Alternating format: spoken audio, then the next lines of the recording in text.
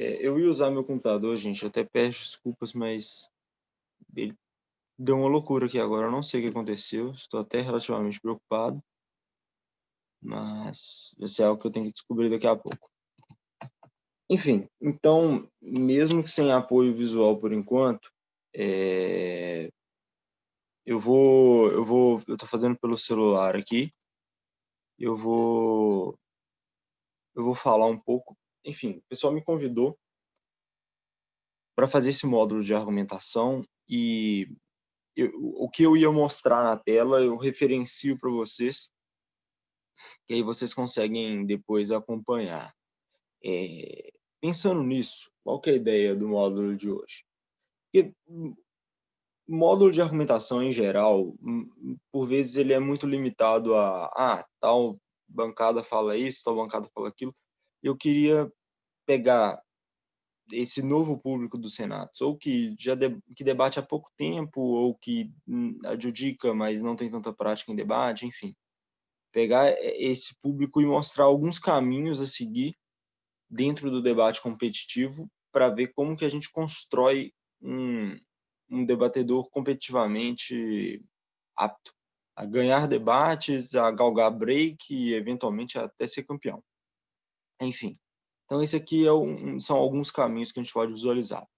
E se a gente parte do pressuposto que a junção de argumento e oratória são dois elementos aqui que a gente está buscando para achar um meio de expressar uma ideia, então quando a gente quer expressar uma ideia, a gente tem um argumento ou um conteúdo que a gente pretende passar para alguém e, em paralelo a isso, a gente utiliza um meio de oratória, um meio de do como falar para expressar essa ideia, e a junção dessas duas coisas é o ser humano, é o sujeito passando a ideia para alguém. Quando a gente está nos senatos ou numa instituição de debates, igual senatos, você tem dois caminhos que você pode seguir. Você pode utilizar, evidentemente, para conseguir melhorar o modo que você fala e tal. Isso tem um valor em si mesmo, evidentemente, mas, por exemplo, o Senatus também é um instituto de debate competitivo. Ele é um grupo de estudos, ele tem todas essas outras funções, mas a gente também compete. E para a gente competir, que é onde eu quero focar aqui agora, para a gente competir melhor, a gente tem que aderir a algumas outras coisas nesses elementos, e o primeiro deles é que argumento e oratória sozinhos não são suficientes para a gente ter um bom debatedor competitivo. Para a gente ter um bom debatedor competitivo, um novo elemento que se impõe necessariamente é a estratégia. Existem meios e formas de trabalhar estrategicamente um discurso para saber qual o impacto que esse discurso vai causar para todo mundo que está ouvindo e também para a competição que está acontecendo ali dentro. E outra, e a, enfim, e a estratégia e também a construção desse argumento, mas principalmente a estratégia que eu pretendo falar. E antes de entrar nos tópicos em si que eu preparei para falar aqui hoje, eu queria já começar pondo uma coisa aqui. Quando a gente vai competir, e eu acho que isso é uma questão subjetiva, mas que é totalmente necessária, a gente tem que estar afim de ganhar. Pode parecer redundante dizer isso, ah, não, todo mundo está competindo, está querendo ganhar. Eu entendo que todo mundo ali está, mas não é só querer. Você tem que ter um objetivo claro e a vontade de ganhar. Se você não tem uma vontade de ganhar, se você não tem uma vontade de destronar alguém, você olha lá em cima e fala assim, não, fulano é muito bom, eu quero ganhar daquela pessoa, quero ocupar a posição que aquela pessoa está. Ainda que aquela pessoa ainda ocupe uma posição intermediária, que você quer ser intermediário, depois chegar num outro ponto e eventualmente ser campeão, esse elemento subjetivo ele é essencial e eu advogo pela essencialidade dele, porque é a motivação, é o sangue no olho para você conseguir construir tudo que a gente vai falar depois. Então, partindo desse pressuposto, eu já queria deixar essa dica para todo mundo, que é: identifiquem onde vocês querem chegar no debate, principalmente a nível competitivo, tá, gente? Não nos senatos como um todo, mas a nível competitivo. Ah, não, estou aqui disputando só por disputar, não é um problema. Tudo bem, é uma escolha que todo mundo pode ter. Mas se você tem vontade de ganhar um título, breakar, enfim, eventualmente, se você não tiver conquistado esses elementos ainda, identifiquem, elementos não, né? Identificado essas posições, conquistado essas posições ainda, identifique onde você quer chegar e trabalhe forte para isso, porque esse elemento subjetivo ele é muito importante para a construção do debatedor. Mas, dito isso, já entrando nas questões da estratégia, como é que a gente executa uma estratégia de debates e quais são passos ou premissas essenciais dentro de um debate que estrategicamente você tem que cumprir ali dentro? E o primeiro ponto que eu acho que é necessário a gente deixar bem claro é que um bom debatedor, dentro da estratégia de um debate, ele cumpre expectativas. O que que eu quero dizer com isso? A expectativa mais básica que é esperada de um debatedor é ele cumprir as funções. Tá, mas funções, aí vocês podem me perguntar, mas Arthur, as funções hoje em dia não são necessariamente avaliadas. Você não, antigamente a gente tinha ponto de função mesmo, e hoje em dia não é. Só que, pela própria estrutura lógica do debate, ainda há expectativas e regras que acabam construindo as funções. Então, necessariamente, há uma expectativa da mesa, e a mesa é um elemento super necessário quando a gente está falando de uma competição, porque é ela que vai julgar, ela que pode te dar primeiro lugar ou quarto lugar, ela espera algumas coisas de vocês. E eu acho que seria interessante a gente repassar aqui rapidamente o que dentro de cada função se espera de você, não só para dizer o que cada função faz, mas até de expectativas que orbitam isso que você vai executar no debate. Então vamos lá. Dividindo em duas metades, na primeira metade e na segunda metade, na primeira metade a gente tem o primeiro governo com aquela função clássica de definição, que caso você esteja começando o debate agora, o primeiro governo, o primeiro membro do primeiro governo, ele tem a função de definir o debate. Ele vai pegar a moção, ele vai ler essa moção e vai dizer em quais termos que a gente vai debater isso. Ou seja, como aquilo vai ser aplicado, quem vai aplicar, de que modo vai aplicar, o que significa algum termo, circunstanciar aquele termo, enfim. Tudo isso está dentro das expectativas do primeiro governo, especificamente. É a grande expectativa que permeia ali. E, em paralelo a isso, o que a gente tem aqui é, ainda que esse adjetivo que eu vou usar aqui agora, ele vai permear qualquer debatedor, o primeiro governo, especialmente, ele tem um ônus muito grande de clareza e de, não só de clareza, mas de capacidade de leitura de qual que é o melhor debate aqui a ser debatido. O que eu quero dizer com isso? Começando pelo segundo elemento. Quando você vai definir um debate, e cumprindo e falando de novo que a gente está trabalhando na ótica da estratégia e que você quer cumprir expectativas para que você seja melhor avaliado no debate, não adianta você fazer uma definição que seja só boa para você. Ela tem que ser coerente e ela tem que ser honesta com todo mundo que está ali dentro do debate. Antigamente dizia-se muito que, era uma frase até da Nádia, que o debate é uma conversa organizada entre damas e cavalheiros. E isso se aplica um tanto aqui. Se a gente está tratando numa conversa onde está todo mundo ali de boa fé, querendo construir um pensamento conjunto para ver qual que seria a melhor solução, você fazer uma definição que seja desonesta, tanto com os termos da moção ou tanto com as outras bancadas, de colocar um ônus desproporcional ou limitar demais o debate, você está indo contra a expectativa básica, que é construir um debate equilibrado e um debate onde as duas partes vão apresentar argumentos e os melhores argumentos vão vencer, dentro das estratégias, dentro das ideias de cada um. Então, eu acho que essa coisa acontece muitas vezes quando a gente está começando, de querer fazer uma definição que vai ser perfeita para mim. Pô, maravilha, Se eu fizer essa definição, a oposição não vai nem ter o que falar. Só que entendam, isso não é necessariamente bom para o debate, provavelmente será ruim. Se você faz uma definição que vai defender o seu ponto, ela vai ser uma definição boa. Você está se defendendo, você está dando um mecanismo assumindo um pouco menos de ônus aqui, visualizando e manejando a estrutura da moção. Isso é positivo. Agora, se você limita demais, você está levando o debate para um caminho onde você não vai ser valorizado e provavelmente você vai ser punido.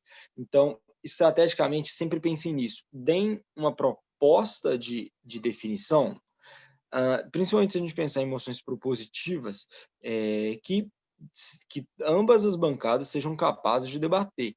Se você limitar demais, isso é até elemento daquilo que é provavelmente a maior punição que um debatedor pode ter diretamente dentro do debate, que é desafio de moção.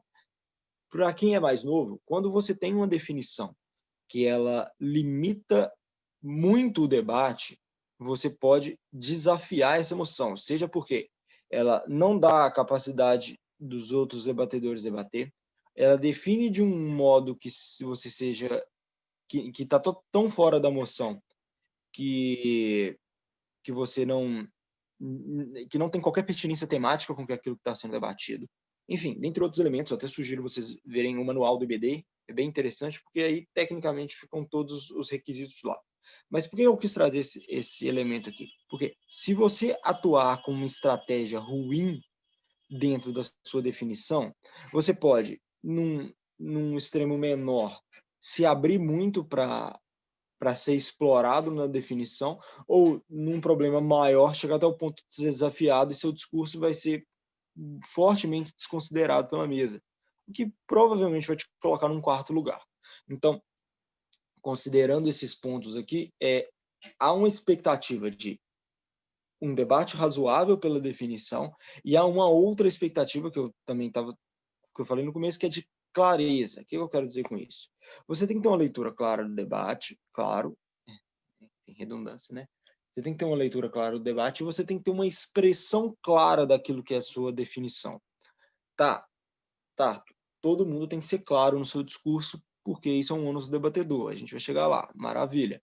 Mas a definição especificamente, ela tem que dar um jeito claro de fazer as coisas. Não, a gente está propondo aqui, sei lá, cotas raciais no judiciário. Por quê? Como?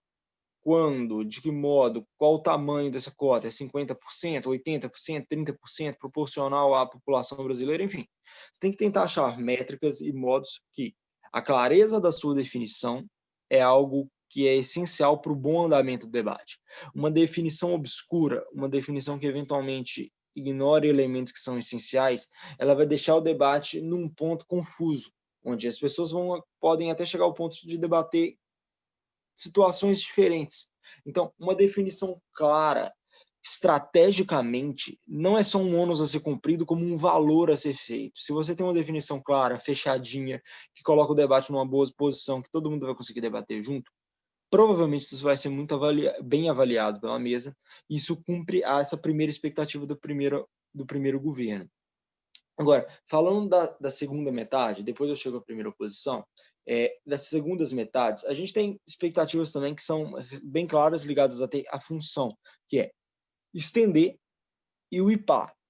Quando a gente está falando de extensão, o grande ônus que a priori, antes de você começar a debater, você já tem naquele debate que vai começar, que é você tem que trazer argumentos novos, extensão.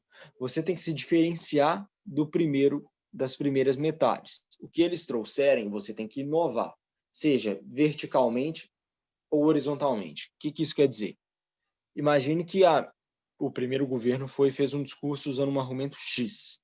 E o seu argumento enquanto extensão também permeava aquela ideia, permeava a possibilidade de tal coisa. Exemplo, debate de abertura da Fundação João Pinheiro, nas oposições, isso aconteceu.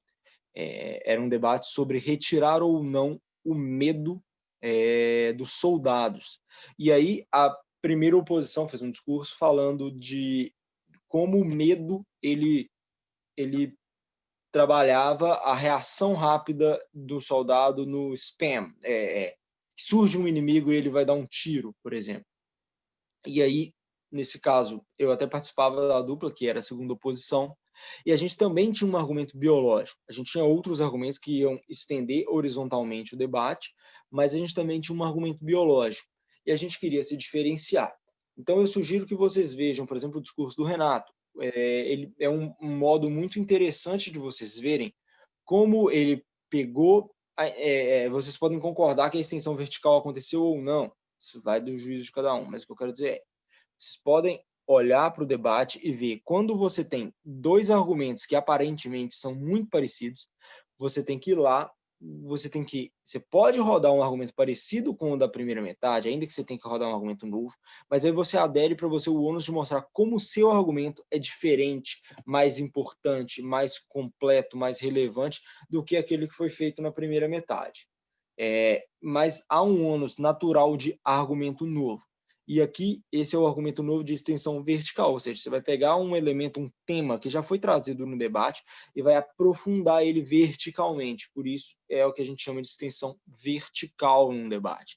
Você pode trabalhar o mesmo tema? Pode. Só que você tem que se diferenciar na sua argumentação como o seu argumento se mostra diferente daquele que já foi trazido pela primeira metade.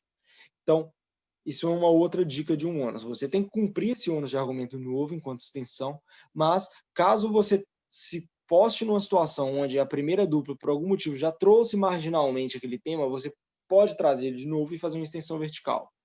Asterisco aqui. Extensões verticais são difíceis. Elas são difíceis porque você tem que trabalhar no seu discurso muito claramente como o seu argumento é diferente do outro. Se não ficar claro o suficiente, você pode cair numa situação onde seu argumento não seja considerado argumento novo e isso prejudicar fortemente seu discurso, principalmente se esse argumento que você vai fazer em extensão vertical seja o seu melhor argumento ou o seu único argumento eventualmente. Então, tomem cuidado com isso.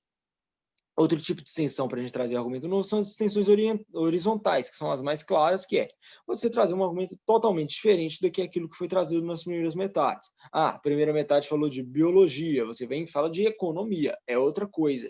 E você vai mostrar como esse argumento é mais relevante. E aí eu já digo isso aqui de novo. Ainda que você não tenha que fazer aquela diferenciação para mostrar como o seu argumento é diferente do outro, porque você está trazendo do mesmo tema, eu já indico para vocês que, ainda cumprindo esses ônus, há uma expectativa natural aqui da mesa que você mostre por que, neste debate, e nesse exemplo que eu dei, que uma dupla falou de biologia e a outra de economia, em um debate que caiba isso, por que a economia é mais relevante do que a biologia?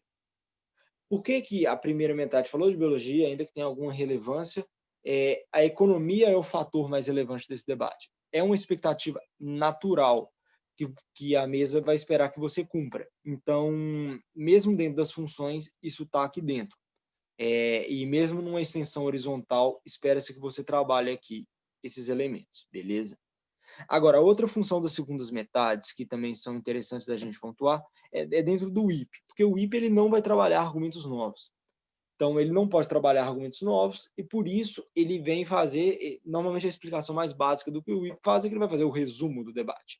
Só que o IP, e eu vou até explicar melhor isso na parte de estratégias, mas na parte de estratégias de debate mesmo, não só de expectativas aqui que a gente está, o IP, ele não vai só resumir o debate. A ideia, a melhor função do IP, o IP ótimo aqui dentro, ele vai fazer para a mesa, ele vai fazer o trabalho da mesa para a mesa.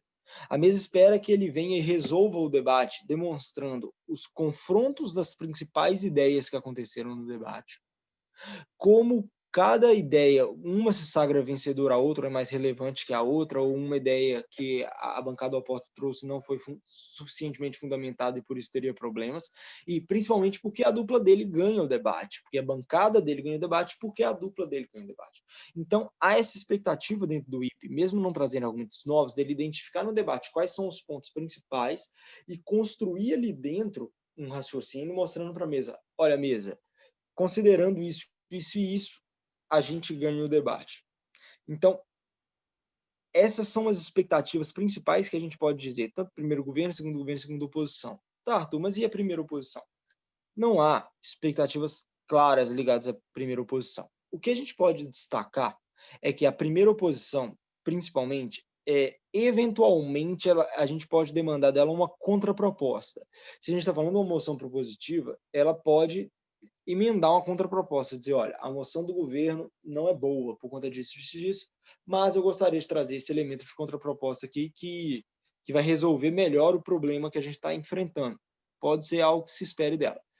Mesmo assim, existem outros meios dela aplicar o discurso, então ela não tem esses ônus de expectativas tão claros. Ela vem argumentar normalmente, ela vai argumentar, vai construir o argumento, vai demonstrar as falhas da outra bancada, mas enquanto um ônus direto, antes dela subir no púlpito, enquanto um ônus, que é o que a gente está trabalhando nesse primeiro momento, não tem. Já fica uma dica para vocês também, principalmente sobre o primeiro governo e definição, vocês assistirem o discurso do Bo, que todo mundo acaba sugerindo, mas acabam sugerindo porque é muito bom. O Bo é um debatedor que ganhou o campeonato mundial de debates, o debate está em inglês, é o debate de 2016, salvo o melhor juízo, mas depois, se alguém não encontrar, vocês podem me procurar que eu mando, está muito fácil no YouTube. É um debate na final de Tesla, é uma cidade muito diferente o nome. Eu ia mostrar para vocês aqui um pedaço do discurso, mas o meu computador resolveu dar uma loucura aqui. Beleza. Então tá. Então a primeira coisa que esperam de vocês dentro de um debate para você trabalhar competitivamente é que você tenha uma estratégia e você estrategicamente cumpra expectativas. A segunda coisa que se espera de vocês dentro dessa estratégia é uma entrega de argumento completo. Por quê? A grande questão aqui. Porque um dos grandes erros dos debatedores é entregar o que a gente chama de um claim e não entregar um argumento. O que é um claim? Claim é uma afirmação. Você tem uma ideia, você solta essa ideia, você afirma algo, mas que você não dá os elementos necessários para subsidiar aquele claim que você fez, aquela ideia que você fez, que você passou para a mesa e você não prova. Logo, fica só uma afirmação no ar que é difícil da mesa computar isso enquanto um argumento. Como assim? Como é que funciona um argumento? Sem querer entrar em muitas teorias, mas uma estrutura bem pragmática aqui. Primeiro, você tem uma tese, uma ideia macro aqui dentro, que você quer passar uma ideia. Eu quero dizer que o aborto é algo que é o direito da mulher sobre o corpo dela, e o feto ainda não é uma vida. Beleza, você deu essa ideia, que o elemento aqui é que o direito é da mulher, porque ela tem que ter domínio sobre o próprio corpo, e o feto não é uma vida. Você deu essa grande ideia que você vai construir no seu discurso. Então, para isso, você tem que trazer todos os elementos que componham e construam, que construam a base desse argumento. Como assim? Imaginem que essa ideia macro seja o teto de uma grande catedral. Só que para esse teto ficar em pé, ele precisa de pilares que dão essa sustentação. Se você soltar um teto no ar, ele vai cair no chão e não vai funcionar como teto. Você precisa ali de pelo menos uns 4 pilares que vão construir isso e vão dar estabilidade para esse teto. Isso também é o discurso. Então, para você construir esse discurso, você vai precisar de elementos que estejam ali embaixo. Eu vou pegar um exemplo real aqui para ficar o mais claro possível. Semifinal do Brasileiro, que foi uma semifinal que eu participei, semifinal do Brasileiro de 2018. A gente, enquanto segunda oposição, a gente foi rodar uma tese que a ideia macro era, a moção era sobre greve dos caminhoneiros, essa casa aplaude a greve dos caminhoneiros, e a gente era contra a greve dos caminhoneiros. E o nosso argumento era, mesa, a greve dos caminhoneiros ela é ilegal, e mais do que isso, ela é desproporcional. Por conta disso, ela não deve ser aplaudida e ela deve ser rechaçada. E aí, enquanto elementos embaixo disso, a gente deu o quê? A gente trouxe a teoria do Alex para falar que, a questão da greve dos caminhoneiros era uma questão de conflito de princípios. 2, para a gente resolver princípios, a gente tem que aplicar a teoria do Alex, que porque não tem um princípio que é mais relevante que o outro. A gente tem que ver qual o princípio que é mais eficaz, mais proporcional para resolver o problema, enfim, e qual que é mais adequado, proporcional e necessário para resolver o problema. E aí, com isso, a gente traz a conclusão. 3, a greve dos caminhoneiros não deveria ser aplaudida. Olha, a gente não só veio e falou assim, olha, a greve dos caminhoneiros é ruim, ela tem um problema. Não, a gente trouxe elementos abaixo disso que construíram a grande ideia que a gente queria rodar, o case, a tese. E dentro desses elementos também, que não era adequado, que era ilegal, que não era adequado, que não era proporcional e que não era necessário, a gente também trouxe outros elementos que construíam. Por exemplo, proporcionalidade. Olha, mesa, o projeto que eles estão defendendo para resolver a greve dos caminhoneiros defende uma reserva de mercado. Segundo, a greve dos caminhoneiros, do jeito que ela é feita, ela está matando animais. E isso vão construir, por exemplo, o pilar da necessidade. Ou seja, para você rodar um argumento, você precisa de entregar ele completo. Você vir afirmar só uma ideia, isso não é necessário, isso não é suficiente para que a mesa compute isso enquanto um argumento. Você vir e soltar uma frase, soltar uma ideia, sem dar os elementos que constroem ela, toda a linha lógica que faz aquela ideia ser verdadeira, você está simplesmente fazendo o que a gente chama de um claim, uma afirmação, e não construindo um argumento. Tentando propor aqui uma ideia de como que vocês podem construir um argumento, primeiro vem a tese macro. Se vocês quiserem anotar, eu estou vendo que está sendo gravado, depois vocês podem ver a gravação de novo. Mas a proposta que eu dou para vocês, bem pragmaticamente, para você, quando você estiver fazendo a sua folha de preparação, escreva a ideia macro. O que você gostaria que a mesa, no final, lembrasse sobre esse argumento ou sobre o seu caso como um todo? Não, quero que a mesa lembre que a greve dos caminhoneiros é desproporcional e nesse conflito de princípios ela sai perdendo e tal. Beleza, essa era a minha ideia. Então eu tenho essa ideia macro. Segundo, eu vou demonstrar passo a passo por que isso é um problema, por que isso é errado. Maravilha. No terceiro ponto, outra coisa que vocês que é interessante para vocês demonstrarem, que vai construindo esse argumento e vai dar mais força para esse argumento, quais são os impactos dessa ideia macro.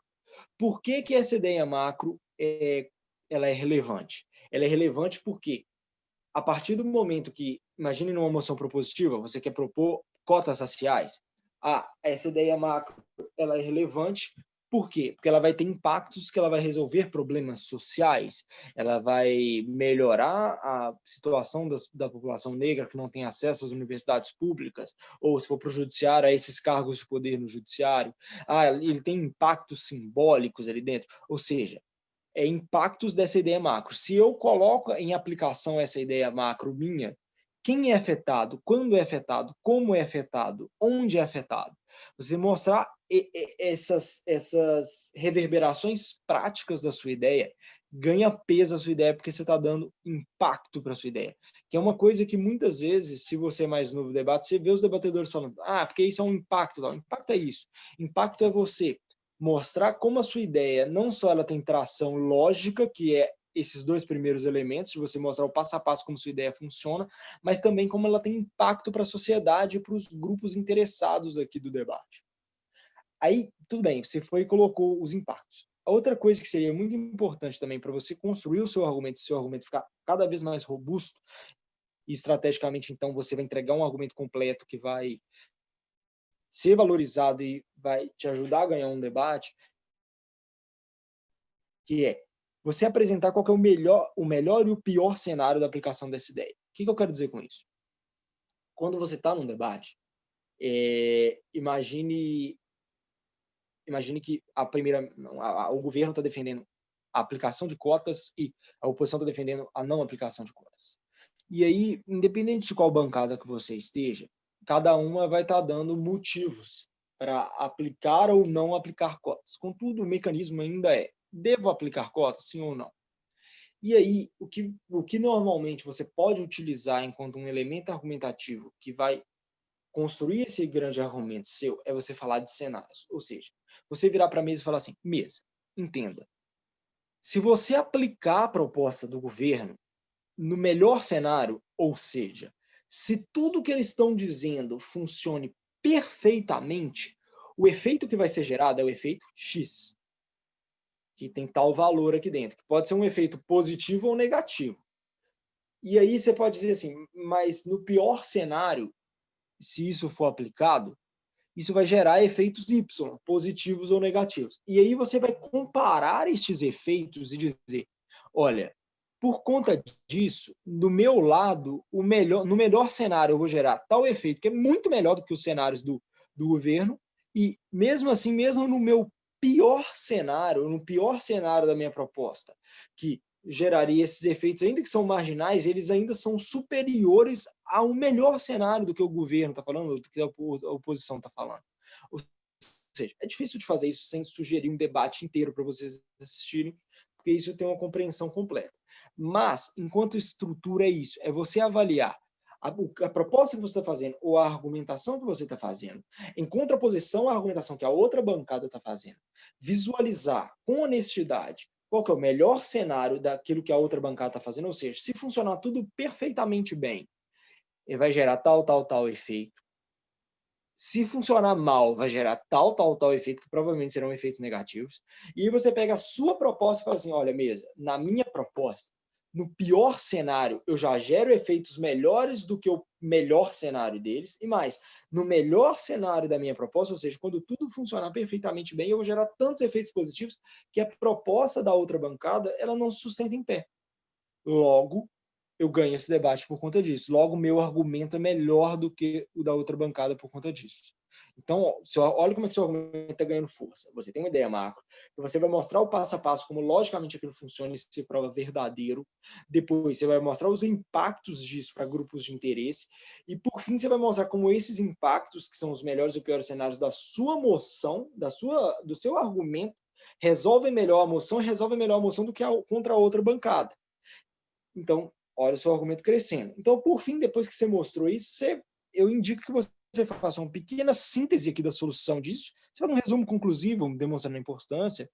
É uma coisa bem rápida, alguns segundos ali, e você pode partir, se tiver tempo, um segundo argumento.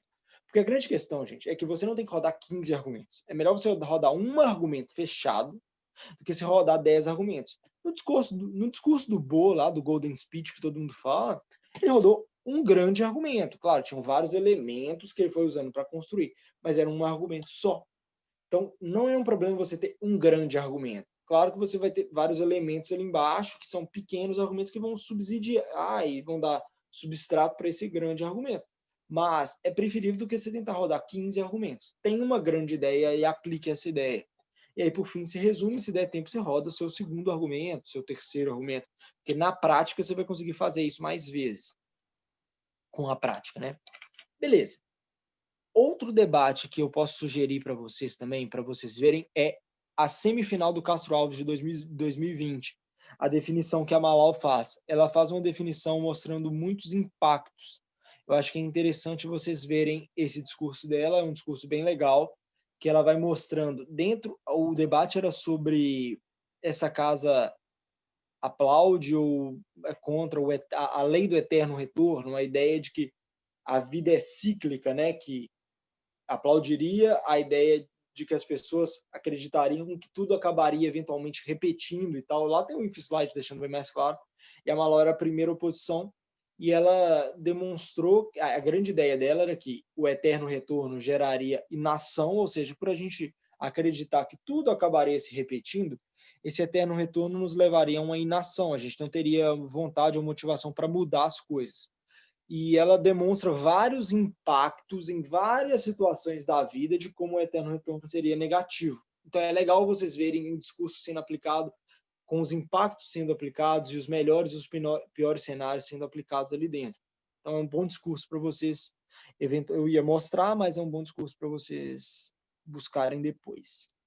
E a grande questão aqui, estrategicamente, de você aplicar isso, é porque a mesa, e se a gente está falando de um debate competitivo, a mesa está procurando todos ou majoritariamente aqueles elementos que eu acabei de contar para vocês no discurso de vocês. Porque eles são elementos que dão clareza, dão força argumentativa, dão tração para o seu argumento. E eles não funcionam, e ainda que vocês tenham visto, para as pessoas que já têm alguma prática no debate, falar, não, melhor pior cenário, impacto, stakeholder, várias dessas palavras-chave aí, elas são importantes você saber o conceito? São, mas elas não funcionam assim de você virar e falar esse monte de palavra solta. Elas são sinérgicas entre si. E aquela estrutura que eu estou propondo para vocês, ainda que existam várias outras coisas que vocês poderiam aplicar, é uma estrutura básica de vocês aplicarem sinergicamente vários desses elementos que são importantes para você fazer um bom discurso. É uma proposta aqui. Vocês podem aderir coisas àquela estrutura. Mas, dentro daquela proposta, você já vem dois elementos grandes, que são impactos e que são melhor e pior cenário, que é algo que é muito trazido dentro do debate, para ser aplicado ali dentro. Eu ainda vou trazer outros elementos aqui dentro dessa nossa conversa. Então, beleza. Cumpram esses ônus, porque é interessante vocês fazerem. Sim, vai dar mais clareza para o seu discurso, seu argumento vai estar completamente apresentado. Porque muitas vezes, quando a gente vai adjudicar pessoas que estão começando, elas soltarem muitos claims e não terem um argumento com tração, um argumento que é comparável ao da outra bancada, que engaja na outra bancada, que a ideia de melhor e pior cenário vai facilitar isso, enfim. Então, isso vai fazer um ganho de clareza no seu discurso que é muito relevante. Beleza. Terceira coisa aqui.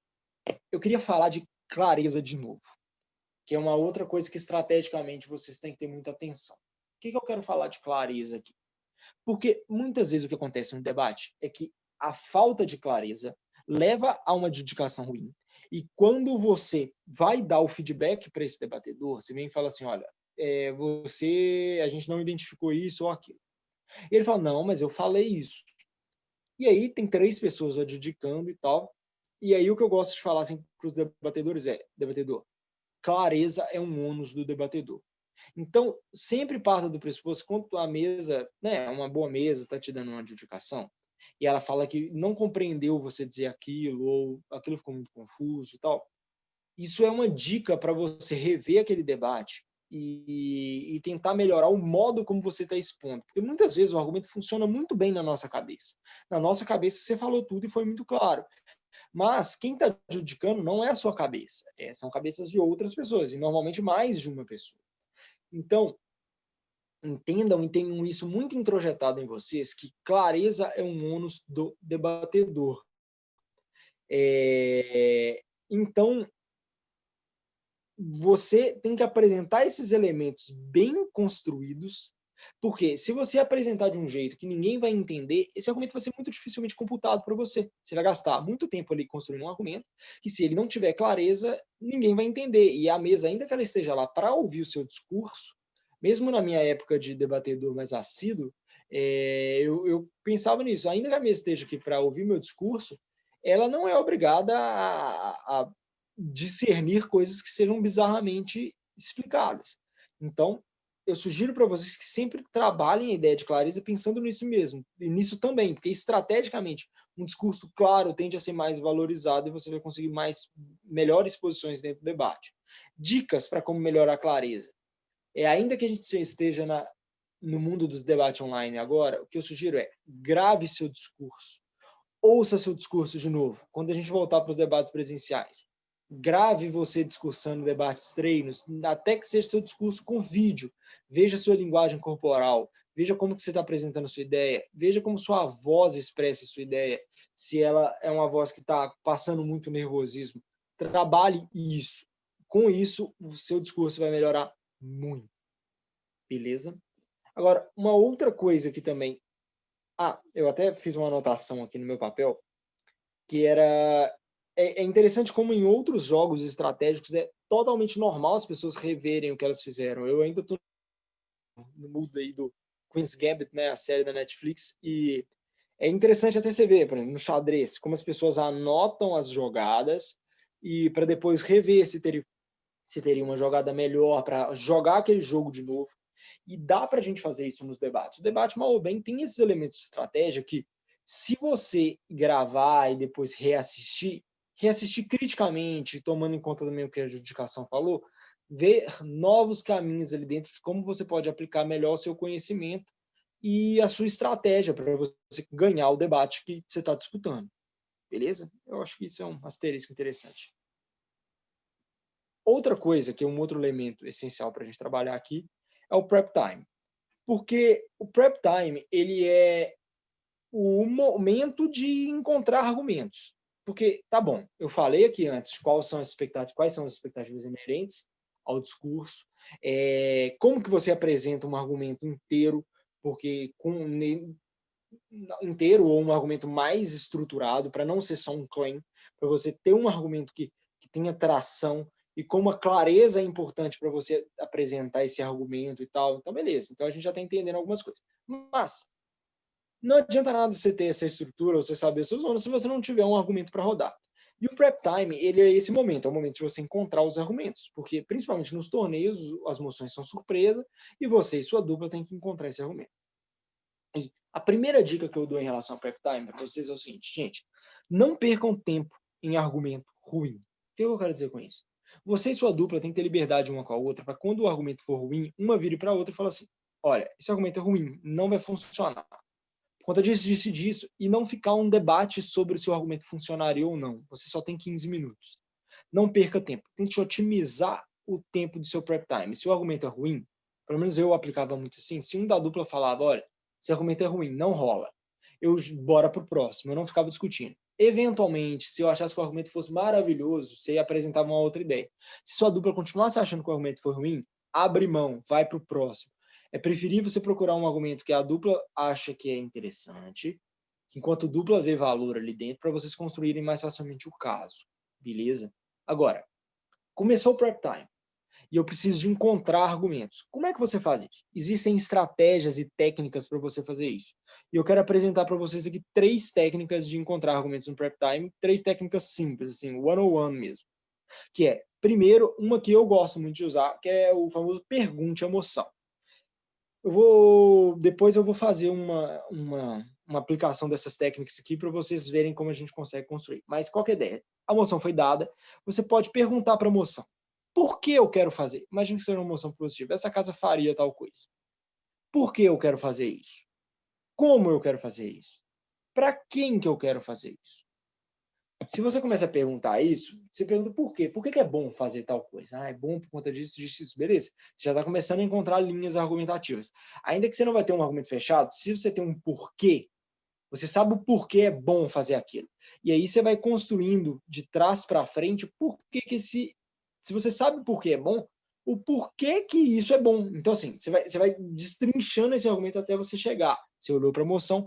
E o bom de você fazer essa ideia de perguntar a moção é que você vai ganhar pertinência argumentativa. Você vai perguntar para a moção e todas essas técnicas que eu vou dar para vocês aqui, você vai ganhar pertinência argumentativa para dar os argumentos que são os mais centrais do debate. Mas, enfim, então tá. Você pode fazer esse primeiro exemplo, perguntando a moção. Outro método de você fazer é um método via stakeholders. O que são stakeholders? São os sujeitos interessados na moção. Vocês veem a moção e falam assim, putz, estou sem argumento, como é que eu posso fazer isso? Chega e pega no papel e escreve assim, quem vai ser impactado por essa moção? Se eu fizer tal coisa, quem que vai ser impactado? Quem vai ser impactado positivamente, negativamente dentro dessa moção? Ou, entenda, isso não são só pessoas, podem ser valores, podem ser estruturas sociais, não são necessariamente pessoas, não é o João e o Pedro, não é o homem e a mulher, não. Podem ser grandes grupos ser considerados stakeholders aqui dentro também, e eu vou mostrar isso também daqui a pouco. Se você enumerar os stakeholders, você pode encontrar argumentos ali dentro do porquê aquele stakeholder está sendo impactado negativamente ou positivamente por a prática dessa moção. Outra técnica que você pode fazer também é o de um método temático, que é você linkar grandes temas que acabam interagindo com essa moção, e se você pensar dentro desses grandes temas, pensar em impactos, e esses impactos você tirar argumentos ali de dentro. Eu vou te explicar com um exemplo aqui logo embaixo, e também trabalhando isso junto com argumentos de bolso. Porque se você tem argumentos de bolso, olha, você foi e debateu um outro debate, que principalmente nos debates treinos hoje em dia, que a gente tem aplicado debates com moção dada. Então, você pegou 2 dias antes, você estudou aquela moção, você estudou um lado, estudou o outro, você estudou teorias ali dentro. Então, mal ou bem, você vai aderindo cultura argumentativa para você. Na hora que você chegar no debate competitivo que ele está sendo só sorteado, você vai ter todo esse histórico de argumentos que você trabalhou durante toda a sua preparação. E por conta disso, você pode trazer esses argumentos de bolso para dentro do seu discurso também. Ah, você viu que o tema é o mesmo tema de um outro debate. Dá para você juntar as duas coisas? Sim, não. Uma metodologia interessante de você utilizar também. Tá, mas eu só falei aqui em abstrato. Vamos pegar um exemplo. E esse exemplo que eu vou dar para vocês é o exemplo que foi aplicado nas quartas de final do Open Minas de 2019, salvo o melhor juízo. 2019, com certeza. Que era uma moção sobre, mais ou menos assim, esta casa inseriria atletas transexuais em esportes olímpicos femininos. Era isso. A grande ideia era essa. Que a gente colocaria mulheres trans dentro das disputas femininas, se isso deveria ser feito ou não. E aí, vamos pensar então, aplicando essas metodologias para a gente encontrar aqui dentro argumentos. Tá, por quê? Por que a gente quer colocar? Sei lá, pensando rápido. Por que eu quero gerar inserção para essas atletas trans? Ou por que eu não quero colocar? Ah, não, porque vai desbalancear o esporte, enfim, qualquer coisa. Você já tem duas linhas argumentativas aqui que você poderia trabalhar durante os 15 minutos mais linhas. Ou ainda, como? Como que eu vou inserir essas atletas trans? Ah, com uma regra? Vai ter regra? Não tem regra? Tem todas as atletas trans podem ir, não podem ir, elas têm que ter uma regra, ou seja, não, até 20% de todas as atletas do mundo feminino podem ser trans. Depois disso, você vai limitar, ou atletas trans que estejam com a questão hormonal num ponto X, sei lá. Você pode colocar regras ali dentro para você construir um argumento de você encontrar problemas na própria moção. Porque se a gente, não, porque eu tenho que limitar a questão hormonal. Então, a questão hormonal é um problema. E aí você pode tirar um argumento ali dentro. Ou ainda, por stakeholders. Quem são os sujeitos interessados nessa moção? As mulheres trans são um grupo interessado, as mulheres cisgêneros são um grupo interessado, porque elas também são uma minoria política. O esporte olímpico é um sujeito interessado, porque você pode impactar o esporte olímpico ali dentro, o esporte olímpico tem valores por si só. A televisão / audiência / público do esporte. O esporte é um entretenimento, enquanto o entretenimento ali dentro ele pode ser impactado se a gente conseguir provar que as mulheres trans têm uma vantagem competitiva ali dentro, e isso geraria um desbalanceamento na competição, isso poderia impactar na própria vontade das pessoas de consumirem o esporte. Pode ser, é um argumento. Enfim, pensando nisso, se você aplica aqui dentro, ou ainda por temas, quais são temas interessantes? Biologia é um tema interessante, porque a gente está falando da biologia dos atletas, economia, porque a gente pode falar da exploração econômica desse esporte feminino, da mídia, porque também tem uma questão de entretenimento aqui dentro de como que as pessoas vão consumir. Teoria do esporte, é justo essa pessoa disputar junto ou não? Ou teoria da justiça também, interagindo aqui dentro da teoria do esporte. Ou seja, se você se pergunta os temas, você pode achar todos esses temas aqui dentro dessa moção. Se você faz essas perguntas da moção, gente, se você não tem argumento, você começa a achar alguns caminhos para você aplicar o seu discurso ali dentro que podem melhorar muito o seu trabalho, principalmente se você não está com argumentos tão claros na sua cabeça. Então, e outra coisa. Quando você vai aplicar argumentos de bolso, que eu sugeri antes, não, eu vi que dentro da biologia tem a teoria do fulano, que eu posso trazer essa teoria aqui dentro para esse debate das mulheres trans, porque também é um argumento biológico. Mas sempre se pergunte se esse argumento que você vai importar de um outro debate, se ele tem pertinência temática para aquilo que está sendo debatido. Porque você pode trazer uma teoria que, se ela não tiver pertinência temática, se ela não interagir bem com a moção que está sendo posta, ela pode ficar muito periférica. Por quê? Porque quando vocês vão fazer toda essa estrutura aqui para encontrar os argumentos, vocês provavelmente vão encontrar diversas linhas argumentativas.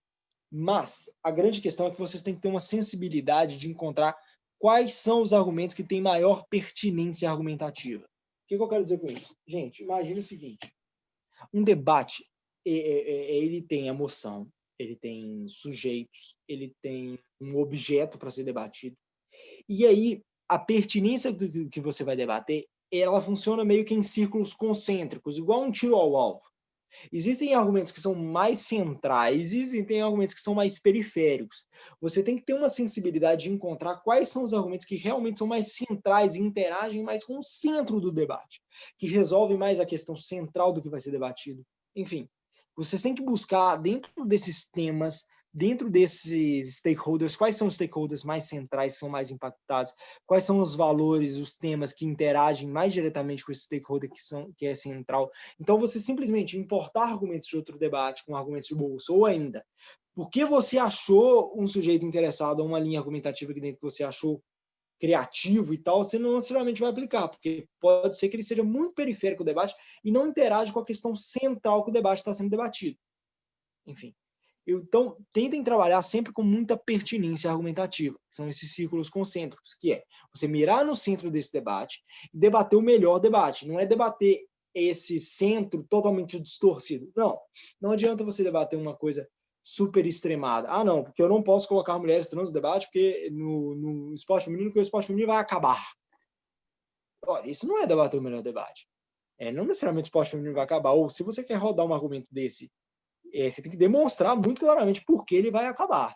E se você não demonstrar isso, fica parecendo que você está debatendo o pior debate, está debatendo uma situação tão extrema que ela não é real e é o pior debate ali dentro. Só um exemplo para a gente trabalhar aqui dentro da moção e para eu conseguir abrir tempo para eventualmente vocês quiserem perguntar algo.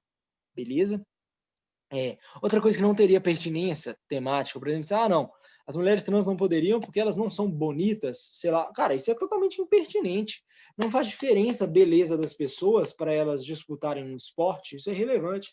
Então, esse seria um argumento sem pertinência temática nenhuma. Isso é um exemplo totalmente extremo, mas só para vocês verem que, e claro que quanto melhor o debatedor, eles vão tentando encontrar o que é mais central, mas tentem sempre fazer esse questionamento. O que é central aqui dentro desse debate? E aí você vai aplicando. Enfim. Outra coisa que é interessante vocês pensarem, então, que é meu penúltimo ponto aqui dentro dessa apresentação, que é uma apresentação estratégica dos argumentos, que foi uma das perguntas que veio lá na caixinha do Instagram, que foi perguntado assim, Gandra, eu devo apresentar o meu melhor argumento primeiro? E a resposta é que sim, sempre apresente seu melhor argumento primeiro. Porque se eventualmente não der tempo, é melhor que não dê tempo para os argumentos periféricos, que aí a gente entra nessa questão de pertinência temática, do que você apresentar o seu melhor argumento no final, apressado, sem realmente mostrar. Não, abra com o seu melhor argumento, o argumento que você acha que é o mais forte, que vai resolver melhor o debate. Porque muitas vezes o que acontece, e eu entendo isso, a gente gostaria de apresentar o melhor argumento no final, que aí você vai mostrar e falar, uau, e você vai gerar vai gerar para todo mundo que está achando, uau, essa pessoa é muito inteligente, porque ela fez essa conclusão super do caramba que nossa, não, gente, abra com o seu melhor discurso e o seu melhor argumento. E mais do que isso, eu até dou uma outra dica para vocês, comece o seu melhor argumento com a conclusão dele. Por quê? Você tem um argumento que ele é super central, e ele é muito bom, mas ele precisa de várias etapas para você demonstrar ele. Então, a dica que eu dou é, comece com o melhor argumento. Por que você tem que começar com o melhor argumento? Porque se não der tempo, você já deu o melhor argumento. Mas comece com a conclusão. Por quê? Porque se você já dá a conclusão do que você vai falar, facilita para a mesa acompanhar o seu raciocínio. Ela já sabe onde você quer chegar. Tudo bem, você vai tirar o elemento uau, quando você faz aquela conclusão super genial, que a mesa vai falar uau, você é muito inteligente mesmo. Realmente, você vai tirar esse elemento uau. Mas você vai ganhar a facilidade da mesa acompanhar o seu argumento, porque ela já sabe onde você quer chegar. E se ela já sabe onde você quer chegar, quando você for dando os elementos, você já vai construindo junto com ela.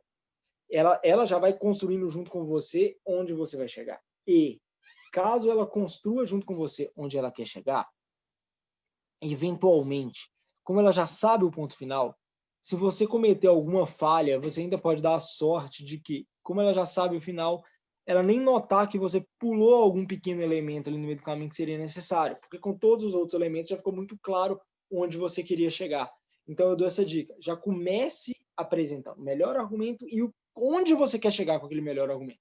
E depois você constrói os elementos e chega naquele ponto que você disse que você ia chegar. Uma outra coisa que veio nas perguntas também, falando assim, mas como é que eu organizo meu tempo para apresentar esses argumentos? Olha, normalmente o problema de tempo para apresentar os argumentos é uma falta de autoconhecimento do quanto que você consegue falar no seu debate e quantas coisas que você coloca na sua folha. Isso é uma questão de prática. Você tem que praticar para você saber quantas folhas ou quanta coisa numa folha você consegue falar. Para mim, eu tenho um caderninho mais ou menos dessa altura aqui. Note, um caderninho, sei lá, a altura da palma de uma mão. eu sei que o meu discurso, o que eu consigo falar é uma folha dessa, e na folha que eu coloco de lado, eu coloco coisas que eu gostaria de refutar no meio do meu discurso. Mas eu sei que o que eu dou conta de falar em 7 minutos é o que está em uma folha dessa.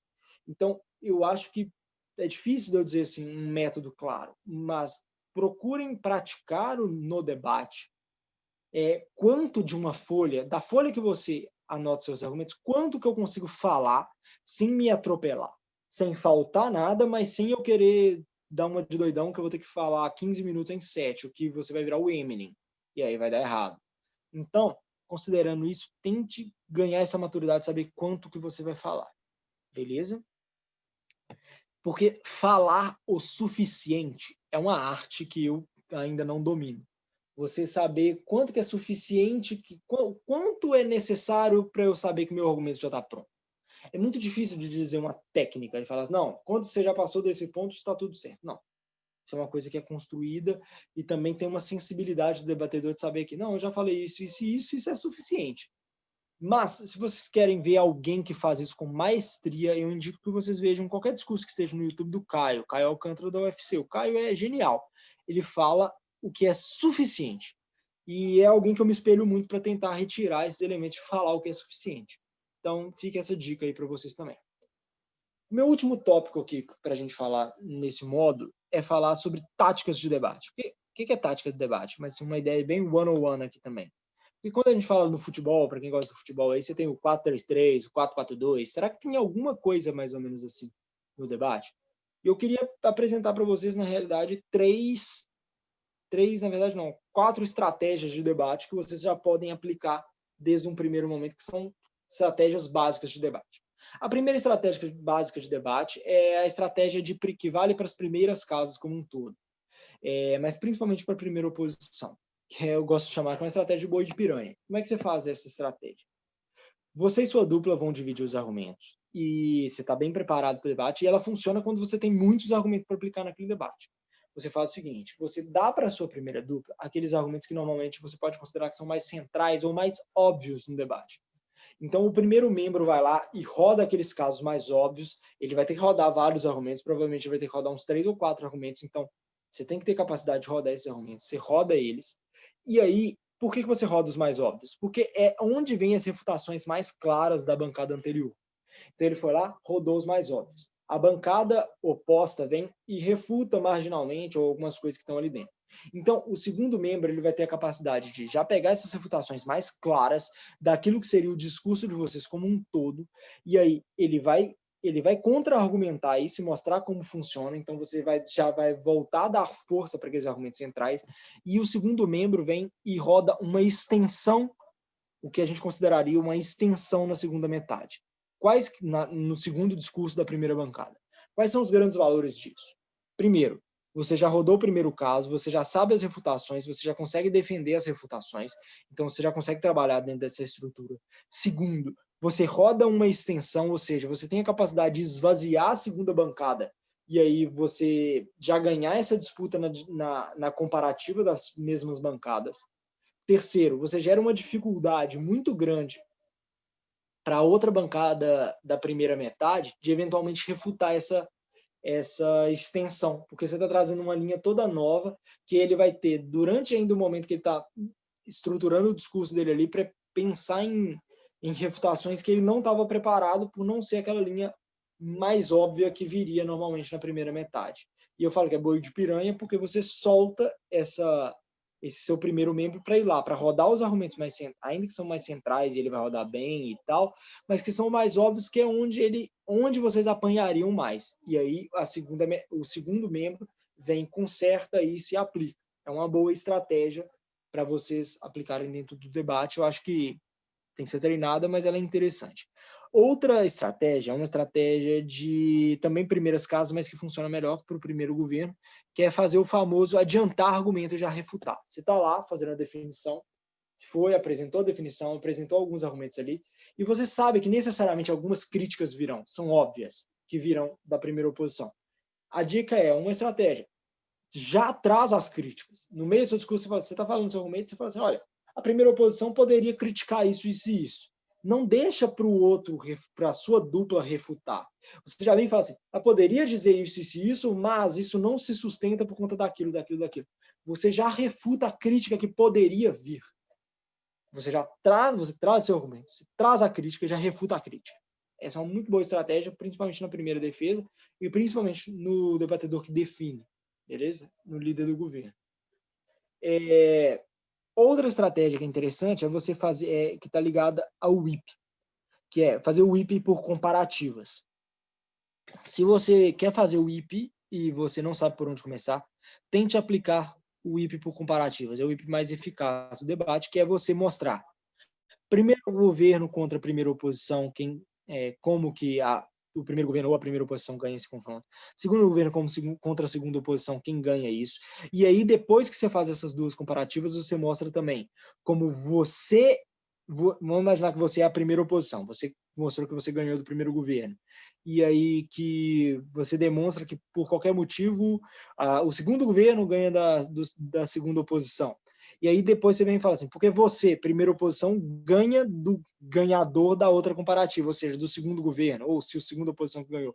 E aí você vai mostrando dentro das comparativas, porque se você ganhou do primeiro governo, que é uma comparativa, e o segundo governo ganhou da segunda oposição, que é outra comparativa, necessariamente a disputa está entre o segundo governo e você. E aí você compara você enquanto primeira oposição contra o segundo governo e mostra como você ganhou o debate. Logo, você está whipando o debate como um todo, fazendo esse resumo do debate, mas comparando os argumentos e mostrando como seu argumento é mais central e necessariamente você ganha esse debate. Então, fazer o whip por comparativas é muito interessante. Como estratégia de debate, estratégia que vai dar forma para o seu argumento. Ainda que com o whip você não possa trazer argumento novo. Por fim, uma outra estratégia aqui de argumentação também você está fazendo uma extensão. Você viu que a extensão não vai dar tempo de terminar? A dica levanta a bola para o seu whip tentar fazer o construtivo. É uma linha tênue? Mas como é que você faz isso? Você viu que vai faltar alguma coisa. Você vai e fala, solta algumas estruturas básicas do argumento que você queria rodar, mas sem descrever tudo, e deixa para o seu whip tentar dar elementos construtivos para isso que ficou um pouco jogado do seu argumento central, para ele mostrar com exemplos, com algumas coisas que ele pode fazer, como aquele argumento fica em pé. Então, você está discursando, vai faltar tempo. Não deixa de falar, fala para ver se seu whip consegue completar isso ali dentro. Essa é uma estratégia, mas é uma estratégia meio de apagar incêndio. Mas tentem fazer isso e aí você fala com seu whip, olha, você vai ter que dar uma construção aqui dentro mínima para esse argumento ficar em pé. E aí isso pode dar certo em algumas vezes. É uma linha tênue porque pode ser considerado argumento novo para o whip se a construção da extensão foi muito, muito precária. Mas se você conseguiu construir minimamente, o whip pode ir lá e fazer uma construçãozinha em cima e isso passar. Então também é uma outra estratégia do debate. Enfim, eu passei aqui por 6 grandes pontos. Eu queria abrir para perguntas, mas toda essa estrutura que eu passei aqui, ela só vai funcionar se você eventualmente aprender esses elementos que estão aqui, treinar, revisar e organizar esse seu talento. Eu ouvi uma frase esses dias que eu achei muito legal, que era que não basta ter talento, tem que saber administrar seu talento. Então é isso. Não basta vocês saberem essa teoria, você tem que saber aplicar essa teoria, treinar essa teoria, revisar essa teoria e depois organizar essa teoria, porque todo esse talento que você vai construir com base nessa teoria, organizar ela para que ela seja efetiva dentro do debate. E, gente, debate é muito bom. Debate é a hora de curtir. E na hora que você for debater, você subiu no púlpito para falar, it's showtime, sabe? É a hora de você ir lá e aplicar. Então, deixa o nervosismo para trás, vai lá e faça seu show. Aplique isso tudo que vocês aprenderam aqui e demonstre todo o conhecimento que você tem, demonstre os argumentos que vocês pensaram e mostrando como vocês vão se sagrar vencedores no debate. Com isso, vocês vão se tornar debatedores. Se vocês estão começando agora mais eficazes, se vocês estão indo bem e estão falhando em algum momento dentro dessas coisas básicas que eu coloquei aqui, vocês vão se tornar debatedores muito mais competitivos para breacar ou eventualmente até ganhar um torneio. Beleza, gente? Era isso que eu queria trazer aqui hoje para vocês. Falei aqui durante 1 hora, e 1 hora certinho, que era o tempo que eu tinha programado.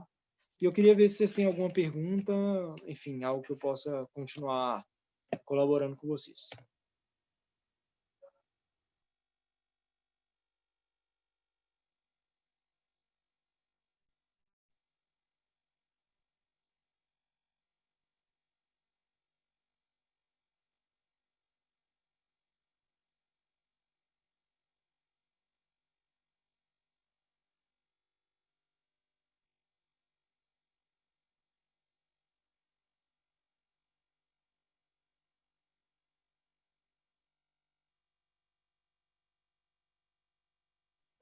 Pessoal, eu vou assumir pelo silêncio, então, que não tem ninguém que tenha alguma dúvida, então. Quem que tá? A Raquel que estava organizando, é Raquel? Mais alguma coisa? Vocês gostariam que eu... Enfim. Eu gostaria só de agradecer pelo módulo, fantástico, agradecer a presença de todos. E é isso, gente. Bora para o debate. Muito obrigada, viu, Gandra? Foi excelente o módulo. Gente, muito obrigado. Espero que tenha contribuído com alguma coisa. Se vocês tiverem alguma dúvida, eventualmente depois vocês podem me procurar. Se tiver faltado clareza em algum ponto, porque eu estava tentando não fazer um módulo de 2 horas, tentar fazer um módulo mais conciso. Foi mal, eu ia mostrar algumas coisas no meio do caminho, mas meu computador falhou. E é isso. Muito obrigado, gente, pela oportunidade.